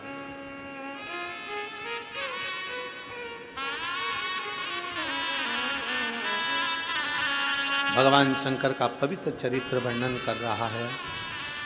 अब दया करो हे भोलेनाथ, मस्त रहूं तेरी मस्ती में। अब दया करो हे भोलेनाथ, मस्त रहूं तेरी मस्ती में। मेरे सिर पर रख दो अपना हाथ, मस्त रहूं तेरी मस्ती में।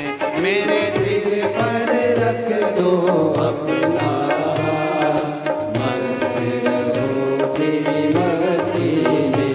मेरे सिर पर रख दो अपना हाथ, मस्त रहूं तेरी मस्ती में। मेरे सिर पर रख दो अपना हाथ, अब दया करो हे भोलेनाथ, मस्त रहूं तेरी मस्ती में। अब दया करो हे भोलेनाथ, मस्त रहूं तेरी मस्ती में। और विश्वनाथ भगवान की हर अपने स्थान पर बैठकर भगवान शिव जी से अपने मन की बात बड़े भाव के साथ हृदय से बाबा से प्रार्थना करिए। पितृपक्ष की पवित्र शिव महापुराण की कथा चल रही है। आज और कल 2 दिन और।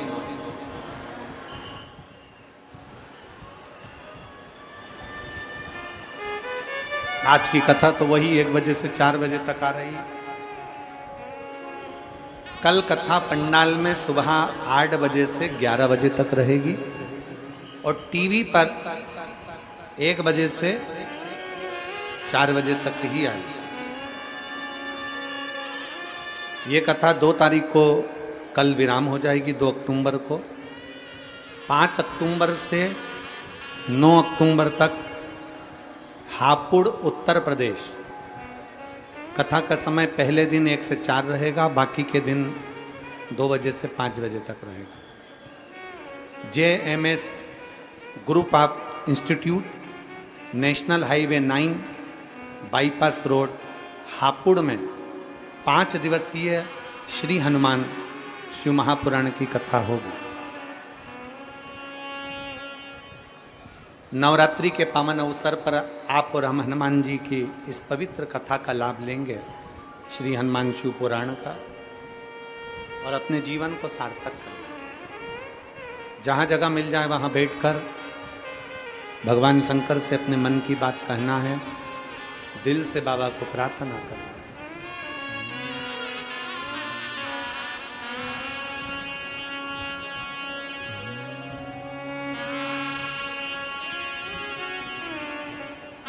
श्री शिवाय नमस्तु, श्री शिवाय नमस्तु, श्री शिवाय नमस्तु, श्री शिवाय नमस्तु, श्री शिवाय नमस्तु। भोला सब दुख काटो ओ भोला सब दुख काटो, शिव शंकर जपूं तेरी माला, भोले बाबा जपूं तेरी माला, भोला सब दुख काटो ओ भोला सब दुख काटो। देश है मंगलकारी, देश है मंगलकारी, शमशान वासी हमारा, शमशान वासी हमारा, ओ भोला सब दुख काटो ओ भोला सब दुख काटो।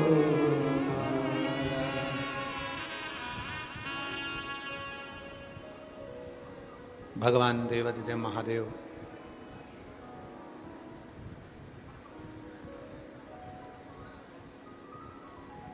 पवित्र चरित्र कह रहा है भगवान शंकर का। देवता और असुर मिलकर मंथन कर रहे हैं।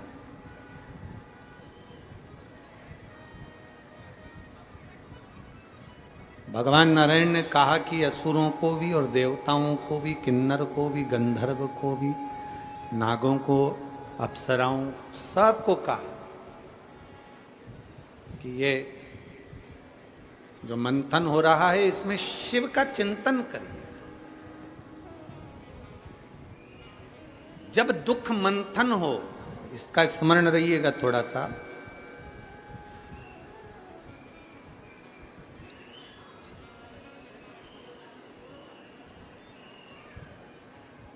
अगर मान लो थोड़ा सा दुख अपनी जिंदगी में ज्यादा आ गया, थोड़ी तकलीफें ज्यादा आ गई, थोड़े समस्या ज्यादा आ गई, थोड़ी परेशानियां ज्यादा आ गई, हिम्मत ना हारना।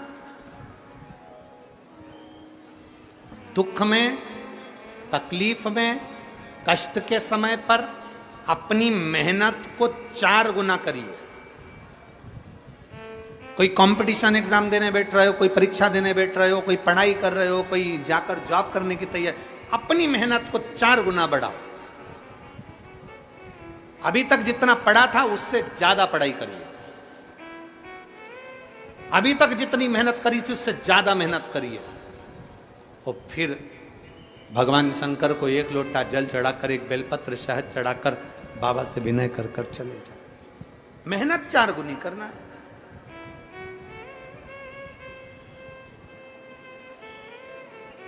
और जब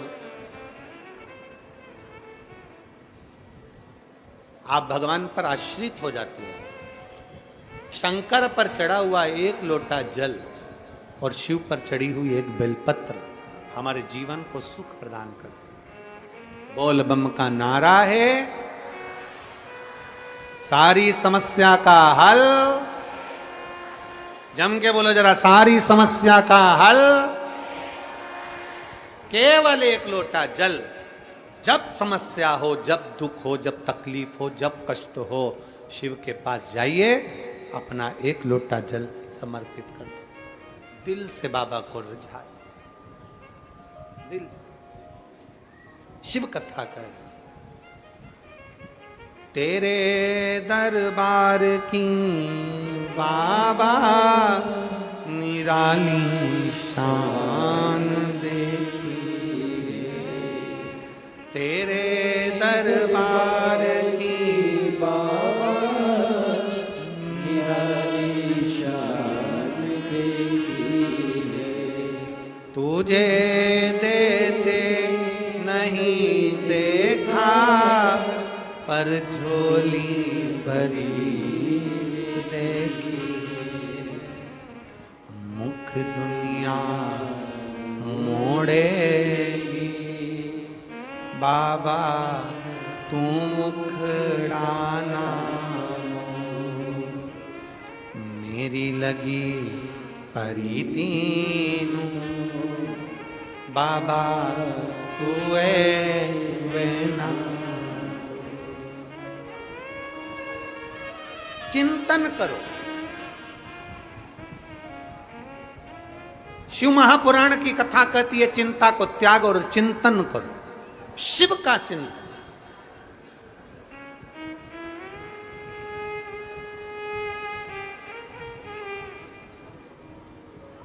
शंकर भगवान जैसा चिंतन जिंदगी में सुख प्रदान कर देता है। मां जैसा प्यार, पिता जैसी वफादारी और महादेव जैसा साथ दुनिया में कोई नहीं दे सकता।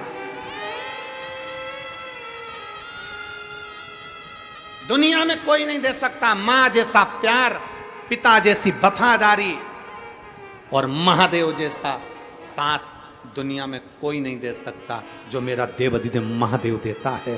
तुम्हारे हारने के समय, तुम्हारे दुख के समय, तुम्हारे कष्ट के समय, तुम्हारी तकलीफ के समय, तुम्हारे को दुख और कष्ट के समय पर अगर 1 लोटा जल चढ़ाने के लिए शिव के पास गए हो, तुम्हारा हाथ मेरे देवाधिदेव महादेव ने पकड़ लिया है, मेरे शंकर ने, मेरे ओघड़ी ने पकड़ लिया। उस पर आश्रित हो जाओ, आश्रित।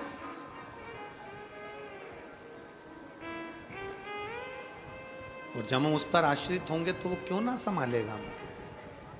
हमने पहले कथा में कहा था बच्चा टेबल पे से कूदता जब है जब उसके माँ बाप होते हैं। बच्चा टेबल पे से जब कूद रहा है जब उसके माता पिता बैठे हुए हैं तो देखता है मेरे मम्मी पापा मुझे संभाल लेंगे। आप भी उस बच्चे जैसे बन जाओ, शंकर के भरोसे जो तुम्हें करना है, जो तुम्हारी चित्तवृत्ति में है, जो तुम्हारे मन में है, आगे बढ़ने के लिए, तुम्हारे को जीवन में सुख प्राप्त करने के लिए जो करना है, आगे बढ़ने के लिए तुम शंकर के भरोसे कूद पड़ो और बाबा देवाधिदेव महादेव संभाल ले। अपनी लगनता से, अपनी मेहनत से, अपने कर्म के प्रति जागरूकता से बढ़ते जाओ।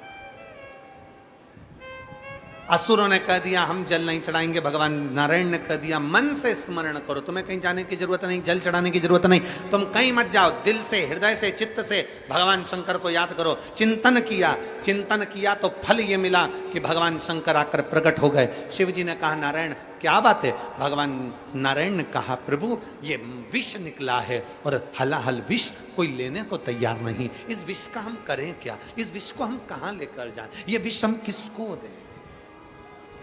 ये जहर हम किसको दें?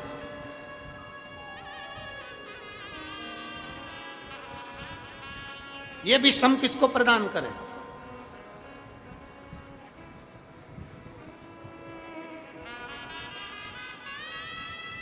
भगवान शंकर मुस्कुराकर कहते हैं तुम चिंता ना करिए नारायण, ये हलाहल विष आप मुझे दे दीजिए, ये हलाहल विष आप मुझे दे दीजिए, लाओ ये विष मुझको दे दीजिए, मुझे विष।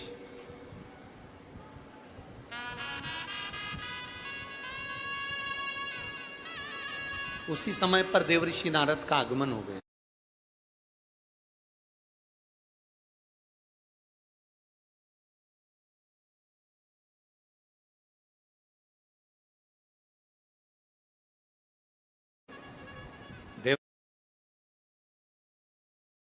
और मेरी नस नस बोले हरि हरि, श्रीमन नारायण नारायण हरि, श्रीमन नारायण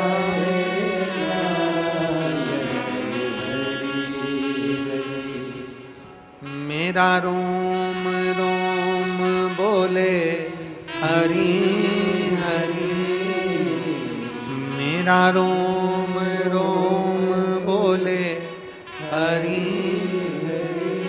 श्रीमन नारायण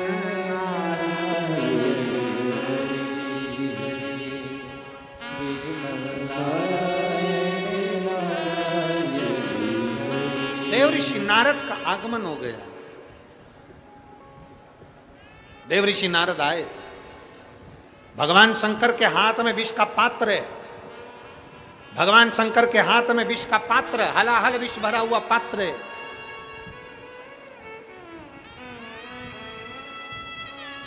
और हलाहल विष भरा हुआ पात्र जब भगवान शंकर पीने वाले थे, देवऋषि नारद आकर खड़े हो गए।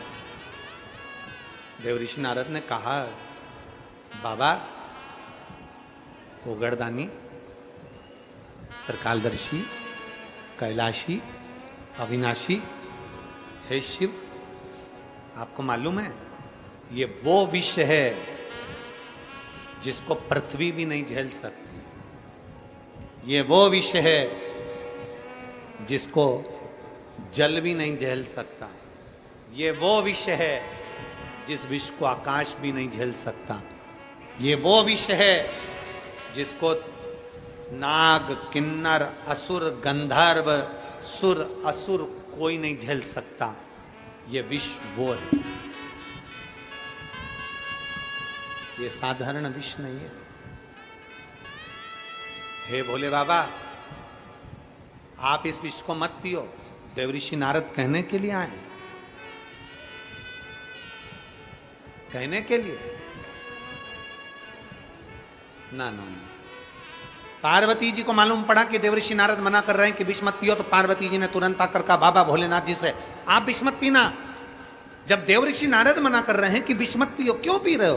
भगवान शंकर कहते हैं नारद, यह विष मैं अपने लिए नहीं पी रहा हूं, यह विष मैं पूरे जगत के कल्याण के लिए पी रहा हूं, और जग कल्याण का अगर विष है तो वो श्रेष्ठतम विष, तम विष। चारों तरफ आनंद समाहित हो गया। आज भी लोग भगवान शंकर का वो नीला कंठ याद करते हैं और शिव को नीलकंठ महादेव कहते हैं।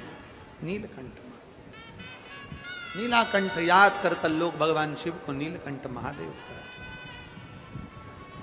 और राम कृष्ण हरि जय, राम कृष्ण हरि राम कृष्ण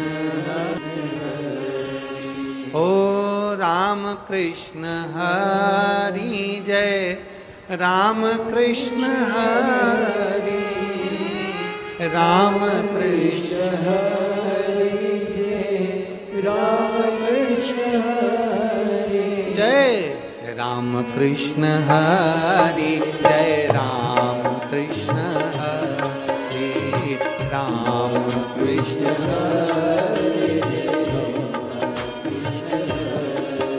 बोलो राम कृष्ण हरि जय राम कृष्ण हरि पर बैठकर बड़े भाव से बाबा से प्रार्थना करी है।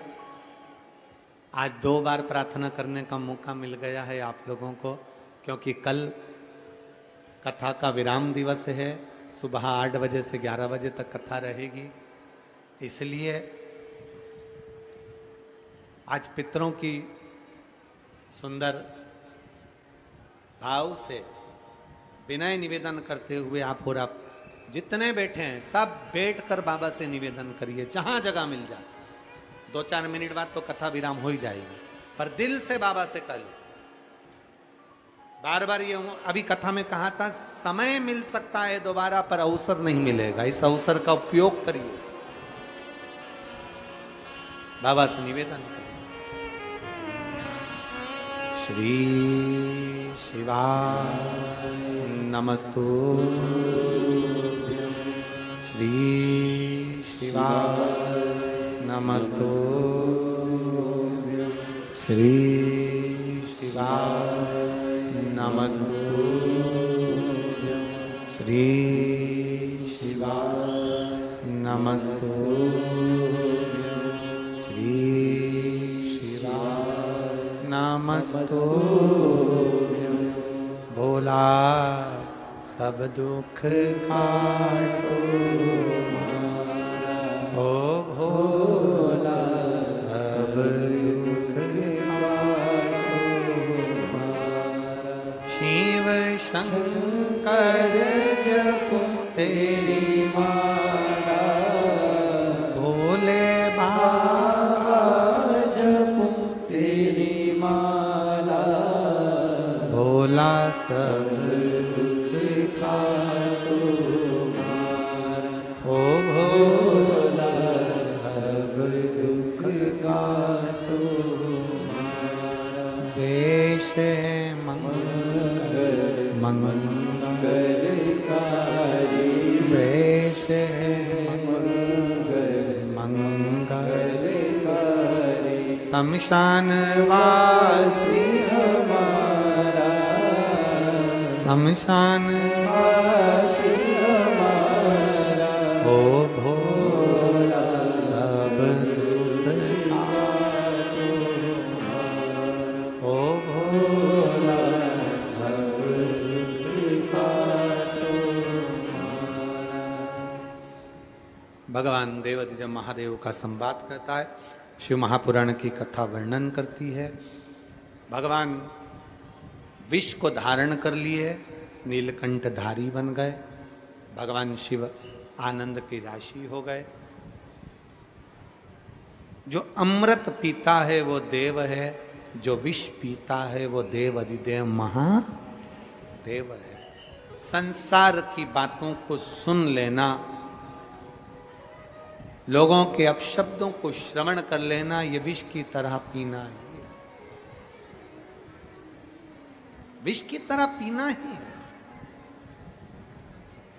भगवान देवाधिदेव महादेव, भगवान शिव, त्रिकालदर्शी, कैलाशी, अविनाशी भगवान शंकर आनंद के साथ निवास किए। समय आया, बिदल और उत्पल जो असुर हुए, जिन्होंने माता पार्वती जी की सुंदरता देखकर उनको पाने का प्रयास किया।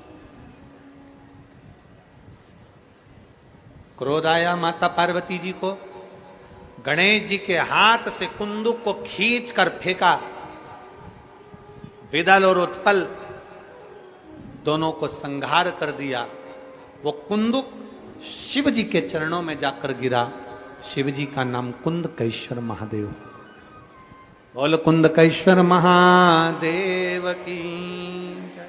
फिर निवेदन है, जो दवाई डॉक्टर आपको बोलते हैं वो खाइए, डॉक्टर जांच करने का बोले जांच कराइए, पर इतना याद रखिए कि दवाई जब शरीर में नहीं लगे तो कुंदकेश्वर महादेव का नाम लेकर दवाई को खाना प्रारंभ करो, वो दवाई शरीर को काम करना प्रारंभ कर जाती है। कुंदकेश्वर,